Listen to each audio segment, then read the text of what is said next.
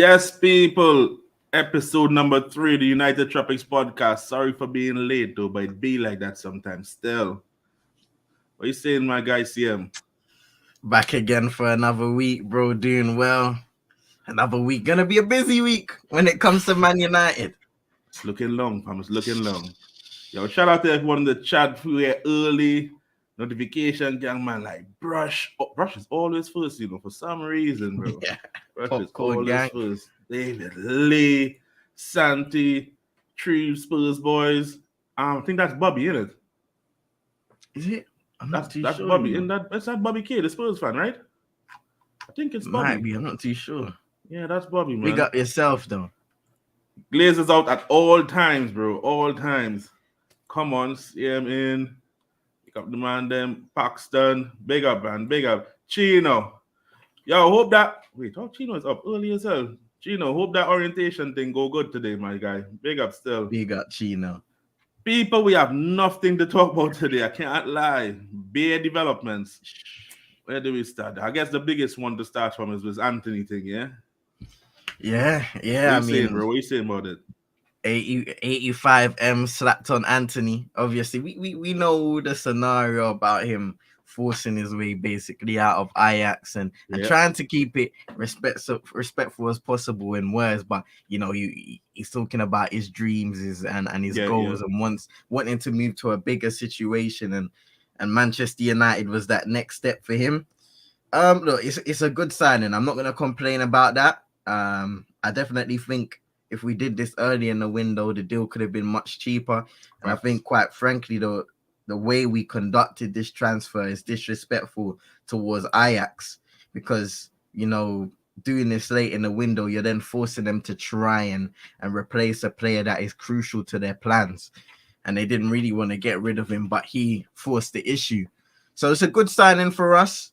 Once again, he is a player that is going to thrive, and we're going to get the most of him when our system is up and running and when we have the players and all that stuff. So we're not going to see the best of Antony for a while, I think, in my opinion. And the same thing with kind of Jadon Sancho. System players who are going to thrive when they have the right people around them who can link up play and just have that fluidity in the forward line.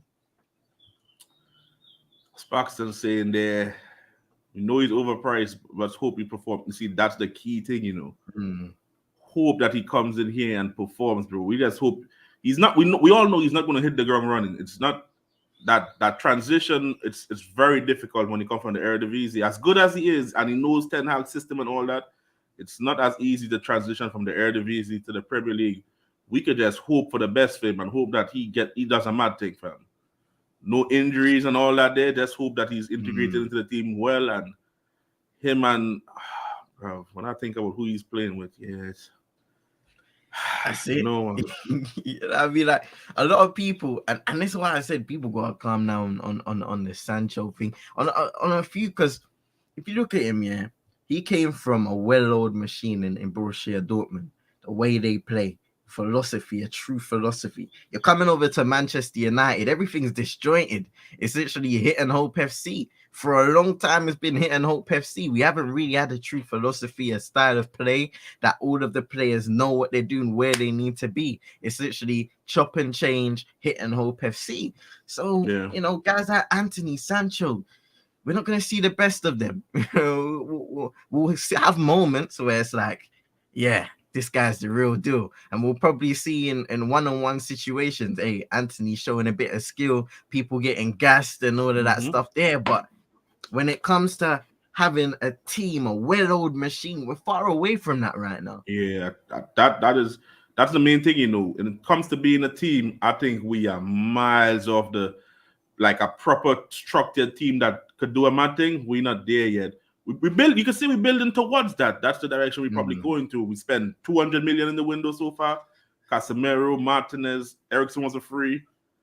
And Antony now. I mean, if we judge by standards, the window is windowing a little bit. I mean, even though we're taking too long to do certain things, and now that we needed a DM for years, we brought Casemiro in, and then we let Pogba go. Yeah. So now we're trying to get a player to do that role where It's like Yeah. 2 steps forward and 5 back. I don't That's it. understand it, bro. I don't That's understand it. the way we are structured, bro. It's just But you see, the reason why you do your business early is, okay, you get Antony for cheaper. Probably get Martinez for a little cheaper, possibly. fast. Malacia came at a good price. Oh yeah, Casemiro, you know who you're getting in Casemiro. But even then, do you have to get Casemiro if you do your due diligence, do your business early, and possibly you have an opportunity to maybe get a holding midfielder, and then a midfielder that can receive the ball and advance, because you're spending less money so you can spread it out on prospects that are more for the long term. The thing is, yeah, what you said there is spot on. If we did these deals early in the window, we spend less money and we probably get more players. And then the way we do it now, when we leave it for so late, we put other teams into position now where they know you want the player, so you have to pay them a premium now for these players, and then they have to be in a situation they have to go and look for a replacement now. So they're gonna obviously give you a ridiculous price because they know, we have to go and struggle to find a replacement. We might not get one.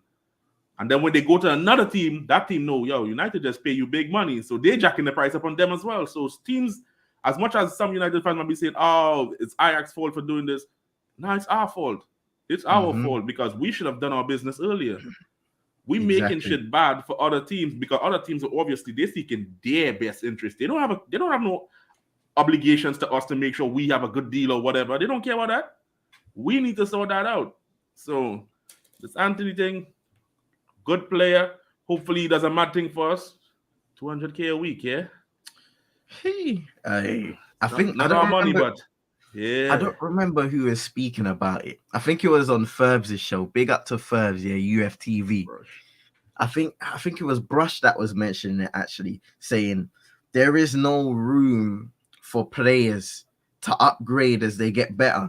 You come into the club, Jadon Sancho, on how much money he is, about 300 and something thousand a week. The wages Marcus Rashford is on. Antony coming on 200K. These young players, you need to have boundaries and set foundations so that if you are signing them as long-term projects, you're not getting wages of somebody who should be performing instantly. Should be looking at a guy, Antony, and saying, he's not the finished product. He's young. We want to develop him within this system and within this club. So you put him on an initial wage, boom. And then you say, you know what? Incentives. If you get how much goals, assists per season, performance, but it's not just the stats. We want to see you develop your defensive game, tracking back, being able to just up in certain performance metrics. And then you say, all right, then if you prove this to us in a season, we'll boost you up to this. But the whole wage system that the previous regime, the board and the ownership have put in place has made it really impossible for a club like Manchester United to do that. And I think even more so, I saw a tweet the other day and they're saying we really need to start normalizing the certain prices that are being put out on the transfer market, because really it's becoming the norm. As much as we say, hey, this guy, the price, it's a bit mad. You're seeing 50 mil for a certain player nowadays that used to be maybe 25 to 30. That's the norm now. So the same way we see that, giving a player 200K instead of 100, instead of less than that, maybe that's the norm too. You know what's mad about this is another thing that I was trying to explain last night, I think on Forbes channel, that when we give these players these high wages, right, people might say, oh, why are y'all concerned about the wages we're giving these players and all this? The reason why, to me, it's concerning is that if this player starts performing really well, how do you give them a new contract? Because obviously, if they're already on big wages, that new contract is going to be a Mazzoline. But now get this. This is the tricky part now. When you want to move this player on, how are you moving him? Because not much teams will be able to pay his wages. And then we're stuck in a situation where we can't get rid of them because nobody could afford their wages. See what I'm saying? So, as AJ said, fam, I don't know what's happening, but it's not nice. It's not nice, fam. I'm telling you, it's not nice. Definitely not nice. It's not nice because this is the situation we with the hair. We can't do nothing with the hair. We have to let that contract run out. Maguire, nobody won't pay that wages for that brother either. The same thing with Ronaldo. Nobody don't want to pay these wages. But even if we move him to Napoli, we still have to go there and pay some of his wages, fam. Bro, look at Phil Jones. We've been trying to get rid of him for the longest, but what's preventing that? Nobody wants to pay his wages. Exactly, bro. That's the whole big long-term problem in it. Nobody wants to pay these man wages, bro. So moving them on is it's hard, bro. It's hard. Yo, big up Eddie, fam. Big up Eddie. Big up Vibes in the car. He said I got nothing left. My guy Vibes is dying out here, bro. Just the young ding dong thing is killing my guy, fam. Pressure. Big up rolling. Big up Pros Only Sports. Go follow that, people, on YouTube. Big up Steffi as well. Hope you guys are doing well. See, this is what me and Russian was talking about last night. If you want to give a man, let's say you want to give him 300 a week, right? Obviously, he just joined you. That's mad to just give him that. Why not give him, bro? I'll give you 160. If you get this amount of assists, you make this amount of appearances, and you get this amount of goals, your money will come to that 300, but you have to reach these certain barriers. If you can reach this, I'll give that to you. I'm not giving you the whole thing, but you'll get these incentives if you could do this. So that'll give the player extra motivation to do a mad thing now. You have to go and perform now because you're like, yo, I'm getting all this extra if I could do this, fam. But if you can't do it, just know if you want that contract, but you have to do something in this season. Do something. But when you give these man this amount of money, you just let these man know, yo, I'm playing for a big club. I'm getting big wages. I've made it. I don't need to work harder. That's what you're telling these players right there. You're just telling them, yo, I'm playing for a big club. I already got the money. I don't need to work harder. That's it. And that's the biggest problem. And I think another problem that a lot of football teams are finding out is, said rolling out, available on all digital platforms, breath. But no, another problem that we're finding out with football teams is, especially this money thing, is if you don't pay the wages, bro, another team will. But then again, if you wanna play devil's advocate, you can say, all right, then if you want to go and take their money, take it, and we'll bring in somebody who actually wants to play for the club. But that's where our scouting department is going wrong, because we're going for all the big hitters, the well-known names. But there are, and I can guarantee you, there are a lot of people players in world football that if you do your due diligence, travel the world, scout, do some research, and actually work out how they're going to fit within our system. Now we have a manager who has a set system. You can do these things. Then maybe you can say, all right, then, how about we take a chance on this guy? He isn't going to cost as much as these, man. Why don't we take a chance and see that? But you have to have stability within that first. You have to have a stable squad so that you can take those chances. Yeah, bro. It's not looking good, fam. These things, it's not looking good, bro, because as much as I understand fans, right? I understand the both ends of the spectrum. I understand the both. I understand fans want, we want the best players. I don't care. It's not our money. Just pay them. Do whatever. The Glazers, this. I understand all of that, bro. But if we thinking about this long term, because my whole thing is, it might sound dumb to people, but short term pain, long term gain. That's my whole motto. Short term pain, long term gain. If we just pay these men what they want and give them all this thing, we suffer in the long run, bro.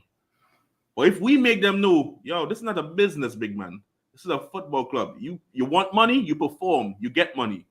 I don't just giving you because your name is Sancho, your name is Antony. I don't care who you are, fam. The club bigger, that will give these men a reason, really, if we really want this, we need to put in that work, fam. Like the hostile, bro, man like Road Forklift, whatever his name is, bro. You need to do a mad thing. Start getting this money up, fam. Yeah. Get the bids in, fam. We need the Glazers to dip. Things are getting a little quiet on that Glazers out front, but there is a planned protest for the Arsenal game on Sunday. So get that circulating once again, and the hashtag Glazers out. Come on. On all the platforms, Twitter, Instagram, you know the rest, man. It's a 1958's organizing it once again. So just retweet it, share it. Glazers out. You know what to do, peeps. Before tax, 350 here. 350 a 21-year-old. All right. I'm not. Y'all could tell me if I'm being hard on him. 350 before tax, a 21-year-old. Has he did anything to be worth 200? No, not even bro. 350, 200. No. Based on what we've seen from him so far, I understand the team's been shit. I understand it had no tactics in the beginning with under a certain man and all that. It wasn't really doing nothing special. But have we seen anything from him to say that, yo, that money is justified, you know? He's put up stats in the Bundesliga. That's about it. Bro, I understand the type of player he is, yeah, and yeah, it could take time to click, but bro, one season has passed, fam. So this season, this 350, you need to start getting closer to that 350 valuation, big man. And remember, it's not looking good. You don't get paid off potential, you get paid on expected production. So just saying, it's not looking good. Look, as Vibe saying here, he's on 350. His next contract, he could say he won 400. And then what? What we're going to tell him? Well, you didn't really perform that well, so you can't get. And then what? He wants to dip. Mm-hmm. And if we can't get him to dip now because he's on that big wages, we stuck with a player on our books on big P's. This is why structure is so important in football, because we just spinning top in mud, fam. We take 2 steps forward and we're taking 5 back every single time. Until we get these man out, bro, we're going to keep doing this bullshit. Damn right, bro. 3 years and we're going to play with... Oh, my God. On to other news, fam. We have man like Ronaldo, fam. Ronaldo and this Napoli thing, yeah? Y'all know my thoughts on that brother, fam. I don't care where he goes, fam. Just bust out, fam. I understand the fact that if he goes up front, it's not looking good up front, bruv. It's not looking good, but he might. Is it good? Is it good to have a player who's not really happy in the dressing room?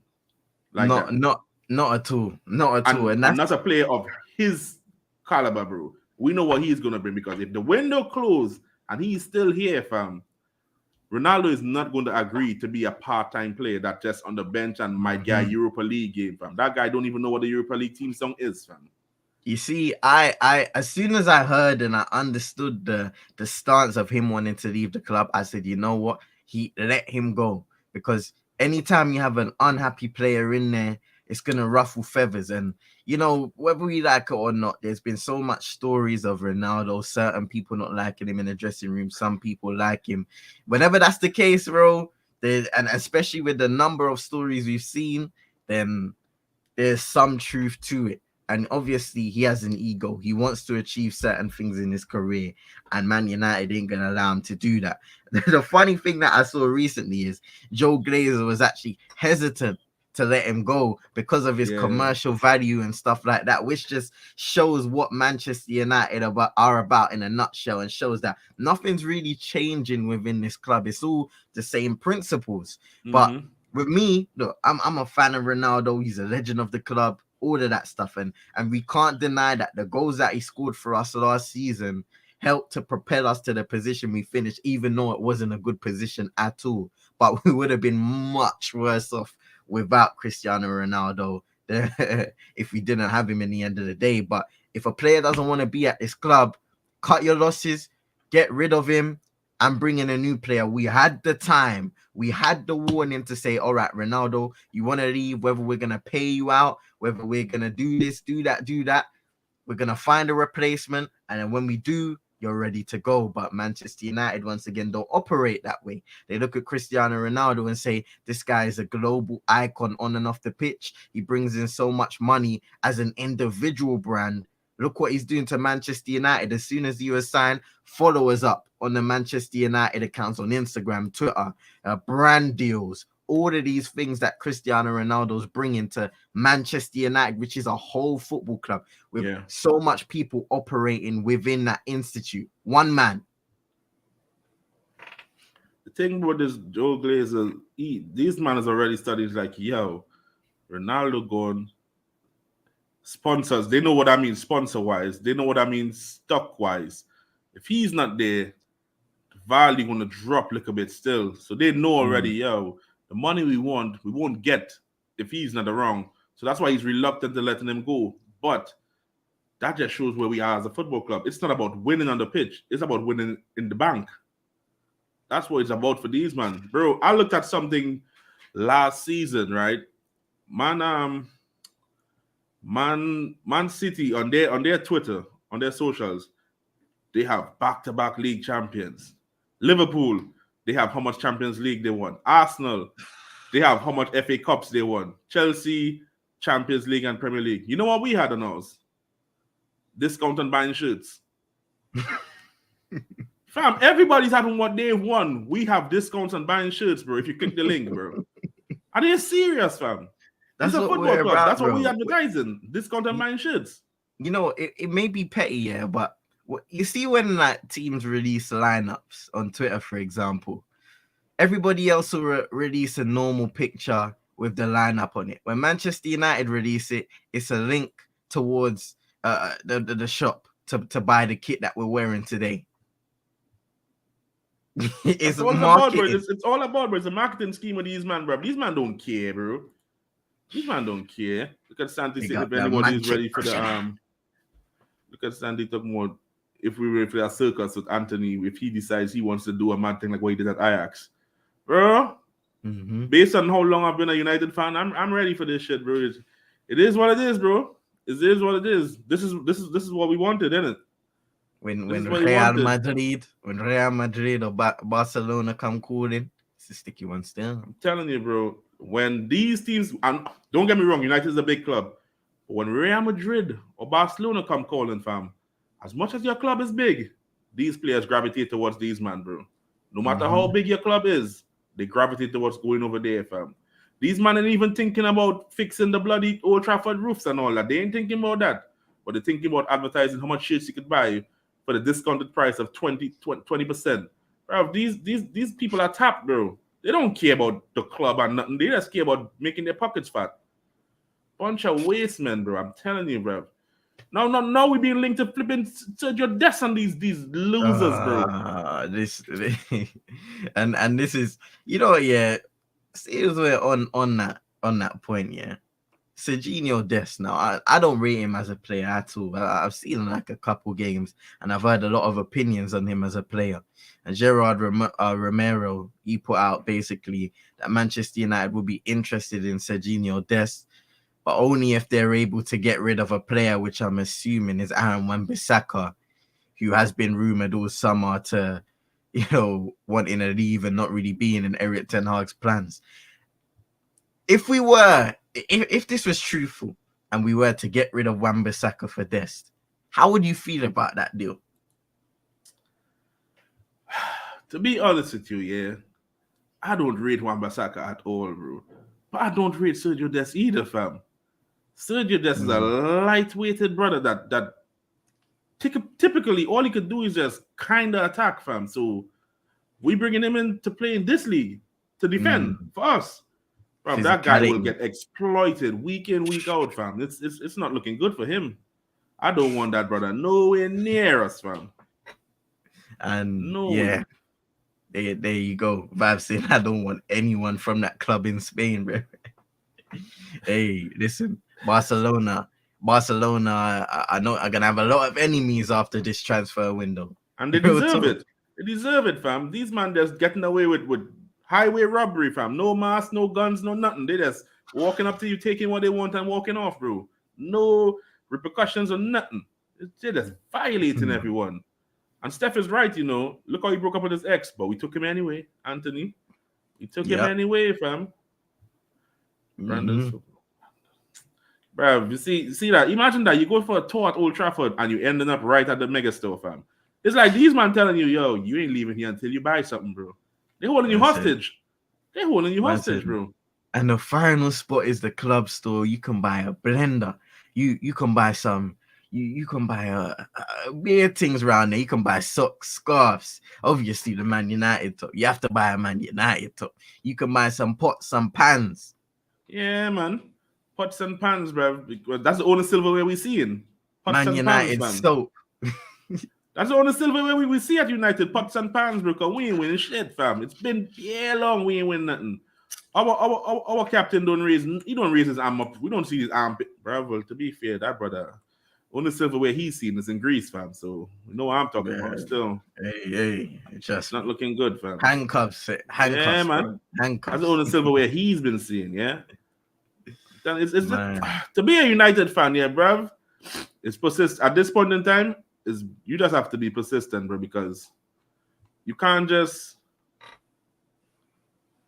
we can't just give up though and just say, yo, I'm supporting another team because we ain't winning nothing. I mean, some people are like that, yeah, because the aim in sports is to win, right? That's why you have a team for. You want to see a team win, but even though you ain't winning, you won't just jump and say, yo, I ain't supporting these man again. They ain't winning. I don't think But that makes sense. you know what the thing is as well. There are obviously people that watch sports with a different point of view in it, and I'm not really targeting that side of people. You know, people that watch sports for certain players or stuff like that, and are not really invested in supporting a team in particular. But I look at, like, for me, you know, when people mention, you know, jumping ship and jumping teams and stuff like that, you it's kind of a spoiled thing. Like, we're spoiled to have the expectations that our club should be contending for titles and stuff like that in the end of the day, and it's true, because we should be. That's how we've built up our legacy and the history as a club. But also, when you do mention that kind of stuff, yeah, on a light thing, it is disrespectful to smaller teams and fans of smaller teams in the end of the day. Last shot, Matt, you know. We got Matt, man. I hope you're doing blessed, bro. But yeah, it is on a light level disrespectful to fans who support smaller teams, with all due respect, because, you know, certain things they deal with, what we deal with, they deal with it. They have dealt with it for years and years and And it's years, and it's cool. almost a norm. Yeah, it's the norm. So when it comes to jumping ship and switching teams, yeah, just cool on that one, innit? I think we have our lane here, and we have our opportunity when it comes to the Glazers and really making a buzz on it. But it's up to us fans if we really want it enough, innit? Because it's cool to do the hashtag Glazers out thing for a weekend and stuff like that. But if you aren't keeping the movement going, then you're just giving them an opportunity to stay at the club for even longer, then we want them in. It's all good to talk, but you have to execute the actions that are there for you. Everybody has social media accounts. Everybody has a voice and an opportunity to speak. So why not use it? To me, the thing with the Glazers out thing is that we could say it. We could post it on socials. We could go to a banner in front of Joe Glazer's house, fam. That guy don't give a shit, fam. Unless you affect that brother's pocket, he don't care, bro. You could put Glazers out on his car. You could put it on top of his house. That is not affecting him in no shape, form, or fashion, bro. Unless it's not affecting his pocket, these man don't care, bro. So we saying Glazers out is one thing. Yeah, it probably looks a certain way to sponsors that, oh, this is a toxic situation. 28 years, Jesus Christ. It looks a toxic situation to them, but bro, in reality, it's not affecting these man pocket. So they don't care. They don't Yeah. care. Yeah. I'm telling you, they really don't care, bro. So unless we get someone to actually take the club over, or we get a situation where we could probably really affect these man pockets, I really don't see them going anywhere, bro. They really aren't. I really don't see them going anywhere, bro. I wanted to ask you, yeah, because I saw something. I think it was Simon Stone who put it out. There was a couple journalists who put it out this morning. Who basically said, after we complete the Dubravka deal, it's likely that Manchester United aren't going to make any more signings. So that will leave us with, like you said earlier in the episode, Malacia, Christian Eriksen, Sandro Martinez, Casemiro, Antony, and of course Dubravka. How would you, from a scale of 1 to 10, how would you rate that transfer window with context, of course? If we're looking at without the fact that we overpaid and we took so much damn time to do deals, it's probably a 6 still, because we have players that don't want to be here. We need we need important positions. Like we need a striker, regardless of what happens. From we need a striker. I think everyone could agree that we need a striker. Yeah. Even if Ronaldo stays or goes, we still need one, bro.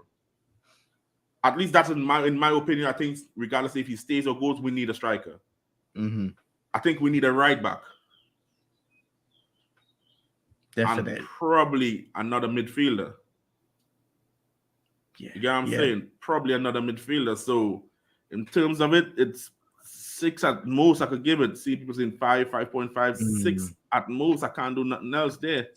You see, me personally, with context, I would probably give it around a 5-ish. I've seen people say 4. I mean, the way I'm looking at it is, okay, so obviously you can't adjust everything in one window, but I'm looking at the way that Manchester United have conducted themselves and how things could have been better, like we've discussed. And that's where I've probably come with the 5, because I'm looking at it and saying Malacia, Eriksen, Martinez, Casemiro, Antony. Good signings. Signings that should be able, some of them could be here for the long term if things go well, could work out, should work out. You know, looking at Casemiro, he should provide something in the midfield. But I'm also thinking, look at the people who left the club and look at the positions that are still outstanding.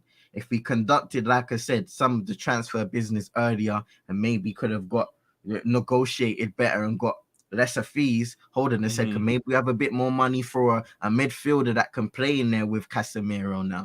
Can advance the ball. So now we don't have to rely on the likes of Fred and McTominay, who clearly aren't going to be long-term solutions in this system, but also you can rotate more with the likes of Eriksen and Bruno. You can get a replacement right back so that Delo has competition, because it looks like Aaron Wan-Bissaka is basically being shut out of the team, or if he is going to play, it's going to be them cup competitions, or, you know, when we really need to rotate, you know, getting a striker up front so that we don't have to rely on Cristiano Ronaldo, knowing the threats that he's given to the club this summer. Okay, so now we can get a striker, so when Ronaldo leaves, we're not in problems. So there's so much things that could have been better. And like we said, we can't replace everything in the summer, but there are options. We weren't going to get a midfielder, striker, right back, defender, did it all in one, but there were options for maybe 1 or 2 more movements that could have been better. Matt, here the reason behind this, right? I can only speak for myself. I can't speak for no one. I can speak for myself. Some of the money we spend, we may overspend. We overspend on signing players. So if we didn't overspend the same 230 million you see in here, we could have got more players. We could get more players, full more positions that we need to, and we don't have to worry about them just be, oh, look at the amount we have to pay, and look at them. You get what I'm saying? It would have been better off that way, Matt. So that's the main reason why we're saying it's a 4 and a 5, and I say a 6 personally, but it comes with context too, man. It's not just that, we just being spoiled brat fans that we think we should have everything. It's not that. It comes with context though. I understand other club situation, and they might be, if we spend this, that's fantastic. That's the value of a whole squad or even more. But it comes with context what we really mean here. And to be honest, we try to give people opportunity to have their say as well. Though everybody could come in and have their say. We give people probably 5-10 minutes to come in and have their say and say what's your opinions doing. It's free. You have to call in, have your say. And Matt is correct when he says United tax. But where's that United tax coming from? It's coming from the structure from above. You know, the board members, how they choose to negotiate, the people we have within our club that for some reason, whenever we're negotiating with a player, look, I'm not saying every transfer is going to be silent. That's impossible when it's a club like Manchester United. But when there's a certain level of secrecy you want in the initial stages of a negotiation, so that you can at least try and iron out certain things, so you know when the deal comes public, there are not major problems. And Manchester United just failed to achieve that all the time, because they're fixated with news just constantly coming out from the club, coming out time and time again to keep that relevancy, the element of relevancy going on. I feel you with that. That's the link there, people. Anyone want to jump in and have their say, feel free. Hit the link. We'll bring you in. Real Madrid. Yeah, well, yeah. Look at you see, that's another thing. As big as a club as Real Madrid is, these men doing their stadium over, fam. AC Milan did it. I think Juventus did it. Bayern Munich did it. Who are we, bro? Why we can't do it, fam? Why are we being so sentimentality and thinking that we need to hold on to Old Trafford, we can't do it over? No, we should be, because bro, it's 2022 and we still have it in the same stadium. Not to say that the stadium is shit and we shouldn't want it, bro. You need to upgrade, fam. In everything you need to upgrade, bro. Training facilities need to upgrade. Upgrade it. You know, Manchester United as a club should have state-of-the-art facilities, and I don't even think there's anybody that can deny that, considering that. But obviously, the way we're run, there is no probably internal expectations for those things to happen. Mango and tripe. You know what's mad? Even Spurs did it. What the hell they won? It's a statement. It's a statement, to be honest. You know, if you're Manchester United, you want to keep Old Trafford updated. If you're not going to get a new stadium, you want to make sure that Old Trafford is running well, it's being run well, it's being maintained, and all that stuff there, including a training pitch for the men's and the women's teams where they're playing. What are you saying, Matt? What's happening, lads? How are we? I'm good, man. I'm good. Hope you're doing well, bro. Oh, good. Happy Tuesday. Yep. Nice weather. Yeah, it's hot as hell here, but it's cool.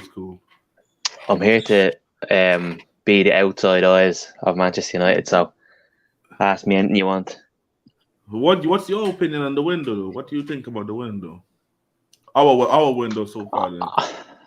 Obviously, you have had.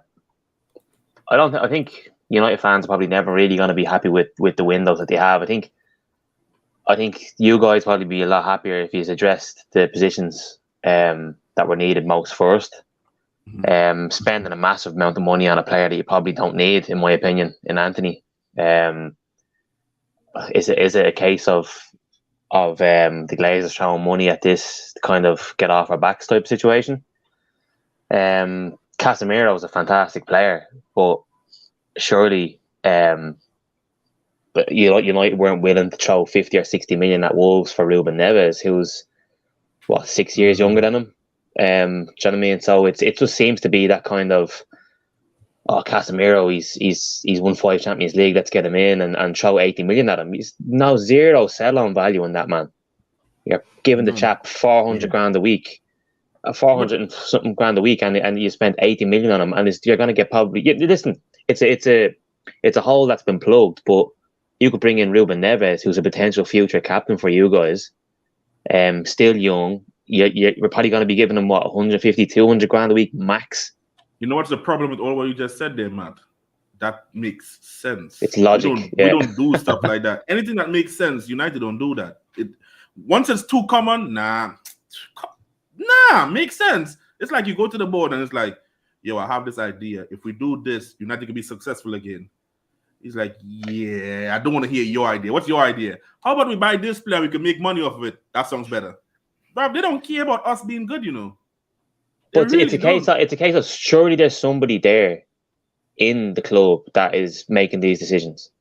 It can't just be down to Ten Hag, massive gap, Glazers. It has to be somebody's in there making the decisions. Like, for example, at Everton, back in the day, it was like, but when I say back in the day, 3 or 4 years ago, it was kind of like Farhad Mashiri was making the decisions.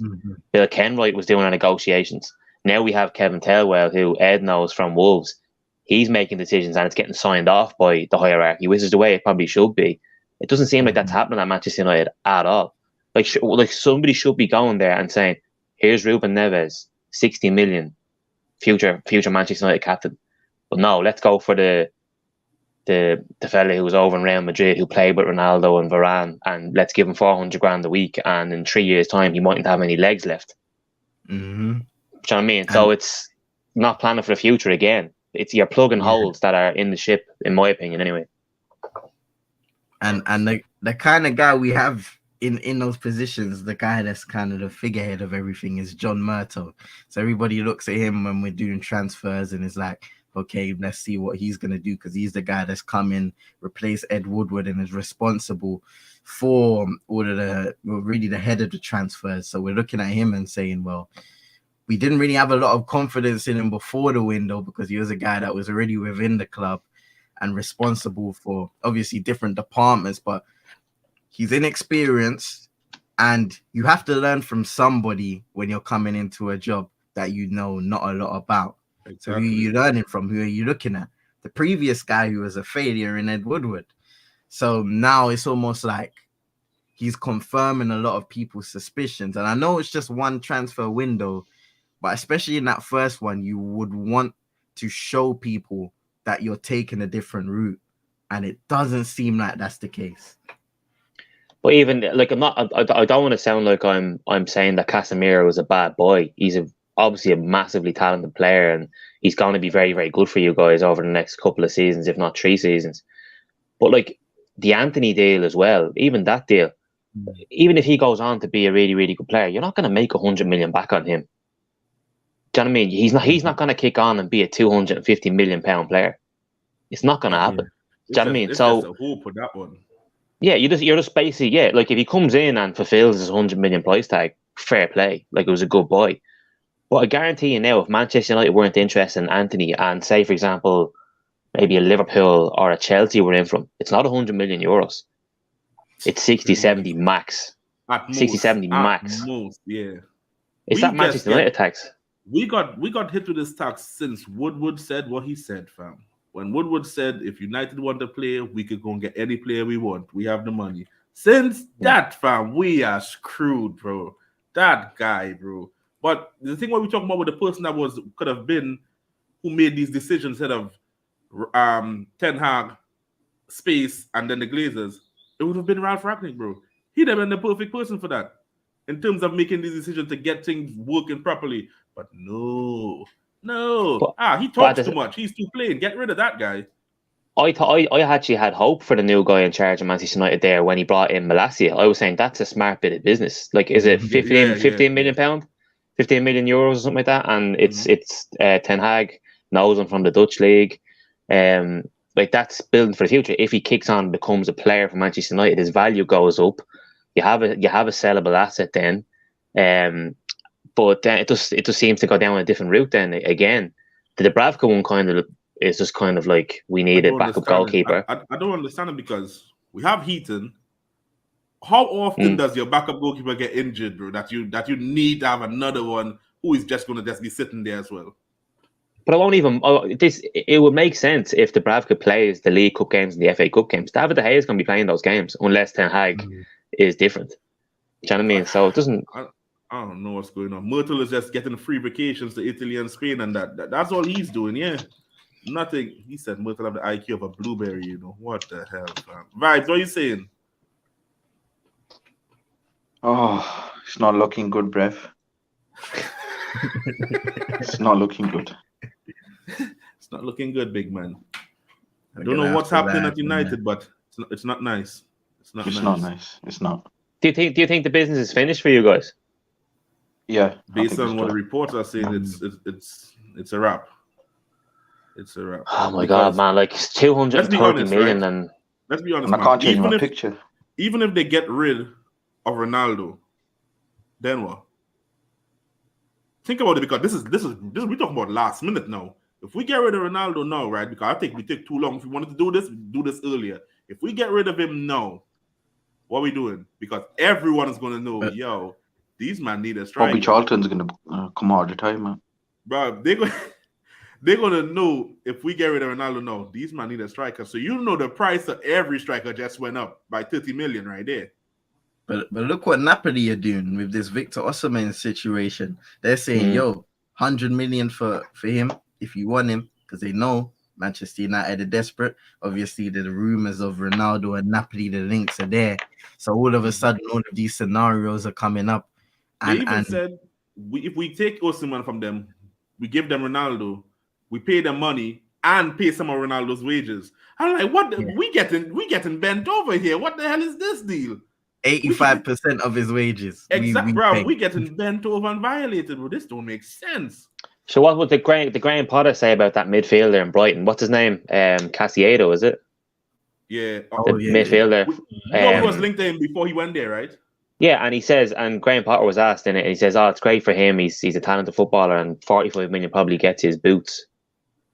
Like Brighton are going to be looking for 100 million off Manchester United, but we guarantee he'll end up at Chelsea next year, something for 50 million. Like, let's be honest here. Every club in the league could buy a player for 75% less than what we will have to pay. Every club, bro. I wouldn't say 75, maybe 25. Hmm. It's that tax on top, man. Like it's mental. Like that Antony deal, like it's. Yeah, that's It's just because it's Manchester United. Just said we'll keep. We know that they're going to come in and give us what we want for him. Like Manchester, you've never ever heard of Manchester United offer 70 million for Antony and then turn around and go rejected. Grant, we walk away on to the next target. It's okay. How much do you want? And they go and just give exactly how much money they want. And I think fans, besides us knowing that United just spend stupid money, I think clubs know this, bro. The fact that we just went there and we paid that money for Maguire, they're like, yeah, you man are dumb as hell, fam. We will do your whatever we want now.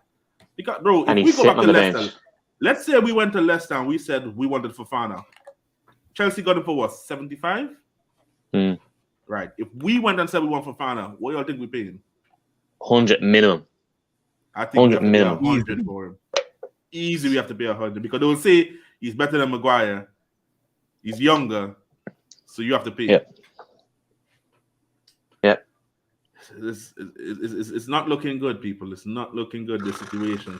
But that's why I was saying. That's why I was saying from the outside looking in, when I seen the Malacia deal come in, I think I was talking to you guys before about this. I was saying that United need to go back to that route where they buy these players in who aren't massive money, who aren't coming in with a name and a price tag on top of their head. So, for example, now if Antony comes in and doesn't hit the ground running for 3 or 4 weeks, now it's just going to be like 100 million man, 100 million flop, 100 million this. Whereas Malacia has come in now. Yeah, exactly. But like Malacia has come in, he didn't play the first game or two. Shaw was dropped. He came in. Now he looks like a hero because he doesn't have that price tag over his head. Like if Malacia was worth 60 million. He'd be saying, well, and he had a kind of a poor game. It backfires on him. Yeah. Exactly, yeah. Whereas he's gone in there, he's playing his game. People are looking at him going, geez, that's a great buy for 15 million. That's what United need to get back to doing. Like you say, if they went in and got Casiedo in that midfield before Brighton got him for 10, 15 million pounds, it'd be a masterstroke. Do you know what I mean? The thing about it is, we was going to get him for 8 million and they said he's not good enough. I'm like, whoa, what's going on here? I think he was 18 at the time.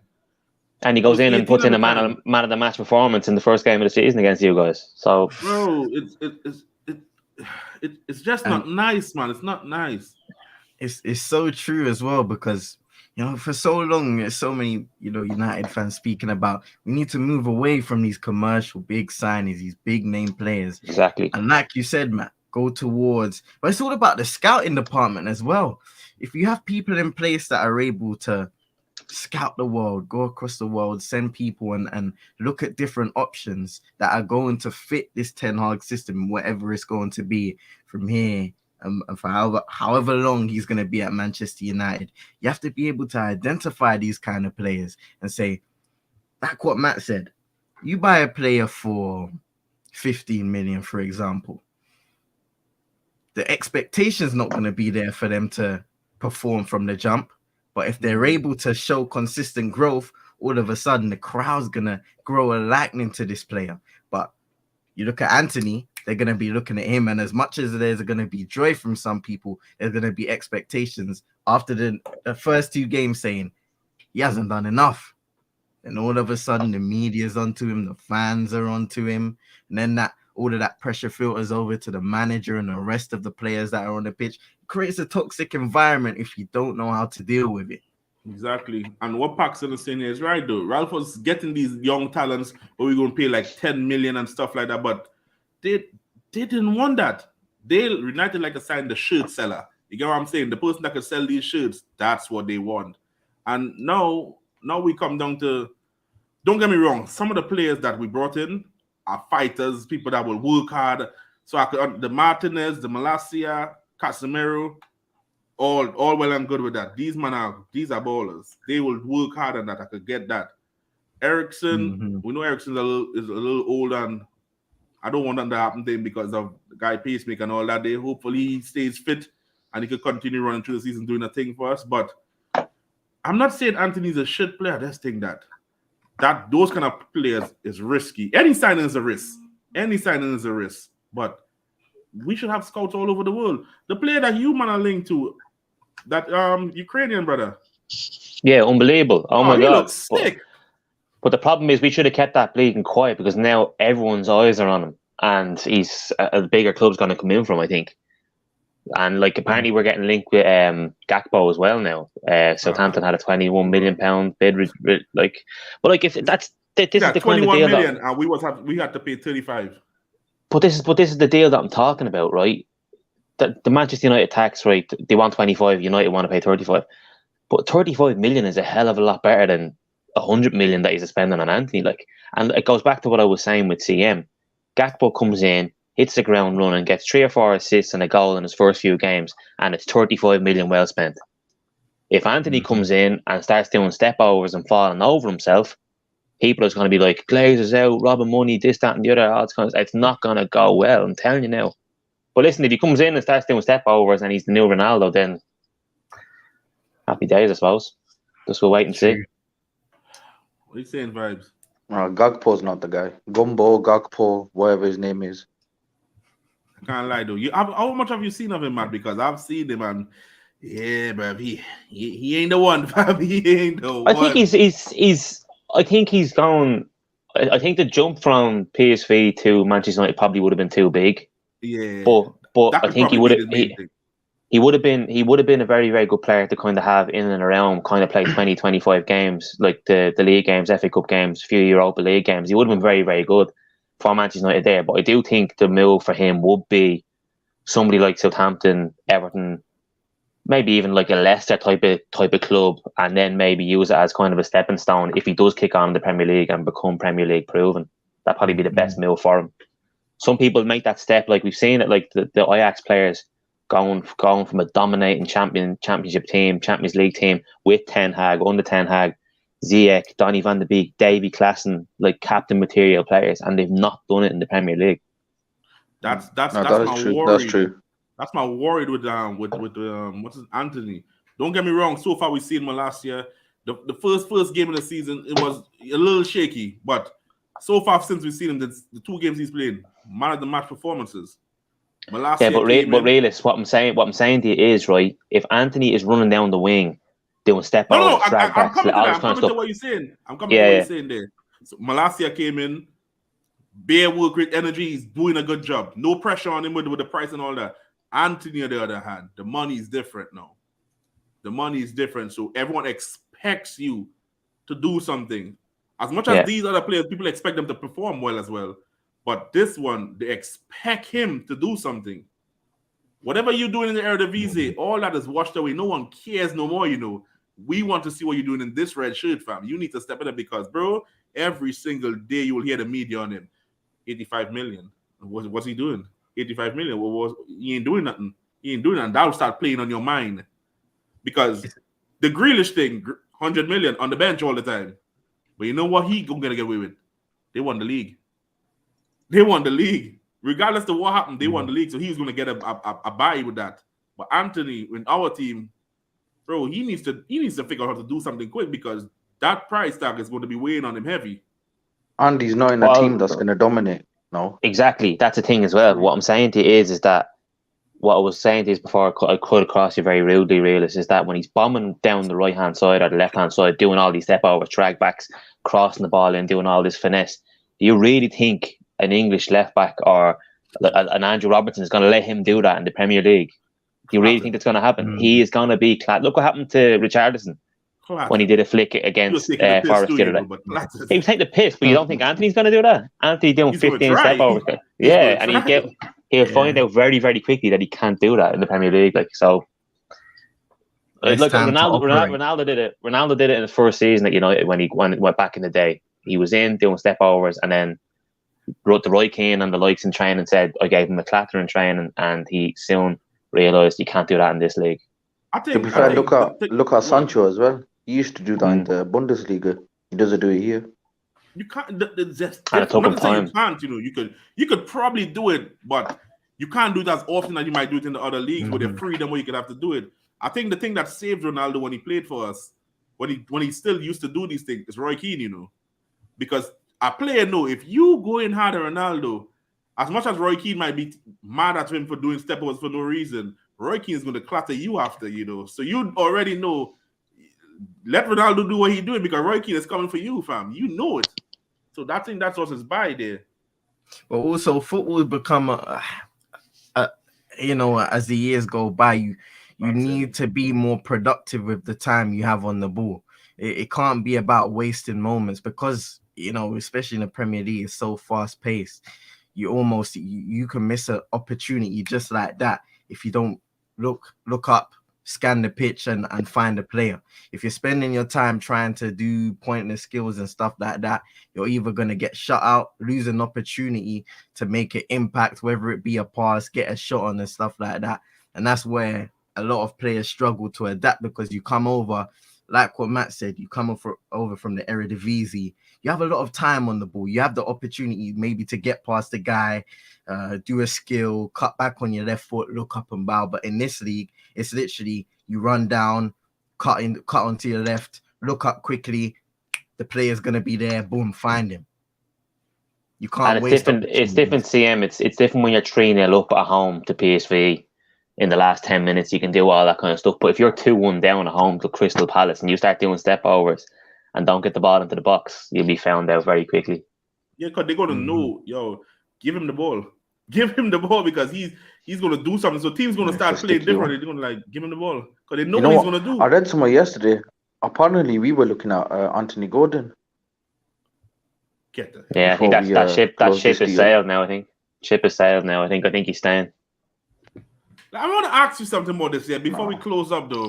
Before we close up, Man City getting this Akanji from that's good money, though. That's good money. That's not enough. That's not a lot, though. That's good money for that.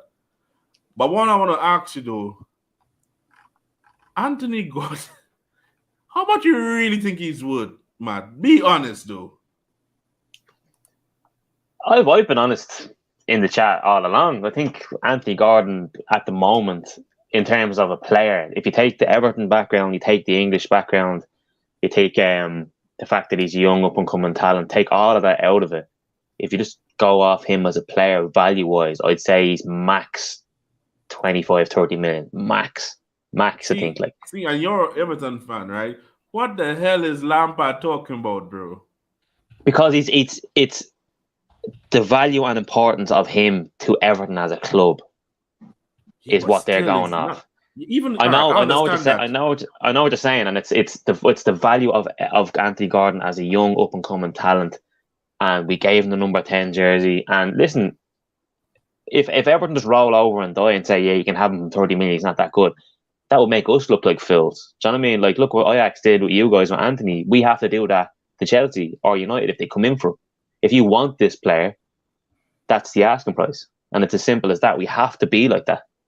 And I'm so surprised Everton in the financial situation that they are in, they're willing to turn down that kind of money. But I don't know. I think you're messed up by not letting them go for that first bid, because no way you're going to get a better deal than that. I think they hope Chelsea come back. It's still open, yeah. It's still open. So I think this whole Gakpo deal and the fact that we're linked with that guy from last week, the Ukrainian fella, I can't remember a second, Mudryk. We're only getting linked with them because there's a potential deal that might happen with Gordon. And like you guys said, if Chelsea come in with an £80 million bid at 10 o'clock on Thursday evening, it can be very, very hard for Everton to turn that down. Very hard. Bolly's a crackhead. He might do it. Yeah. Yeah. he just onto him straight away, But anyway, Lampard didn't win the sack race, realist. That's how you're fuming, eh? Oh, you know what? I felt sorry for Scott Parker. You know, let's be honest, though. Let's be honest, right? Those games were hard, bro. Let's be Yeah. honest, fam. The Did 9 you hear 0 what he said, is though? embarrassing, but come on, it's hard, bro. Did you hear what he was saying, though, in the press conference after the game? He said the squad isn't up to it. The squad isn't up to it. 3 free transfers, blah, blah. So he had an indirect dig at the board, and the board said, well, you know what? Good luck. Yeah, but whoever is coming in after should pay attention and realize, yo, if this is what he's dealing with, what are we going to deal with? And the window is about to close. You see what I'm saying? Yeah, So there's no chance. They're going to suffer as well. It's going to be Sam Allardyce.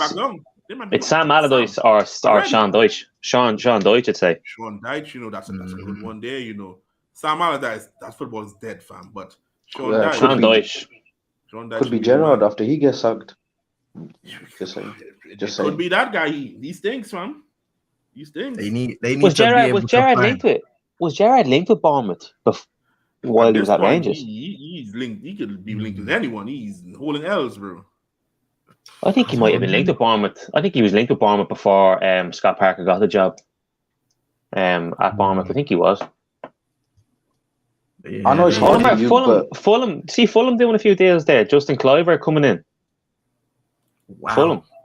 Who? That's a good Justin Kluivert. Justin Kluivert. For Roma. Yeah. Nah. Serious? Medical's done today. He's coming in. Loan. I think it's a loan or a permanent. I'm not sure, but it's medicals. You know what, right? People, we closing up. Because I don't want to make these things too long to bore anyone, but this brother, right? He has fallen off so big from Ajax, and everyone tipped him at having a bright future.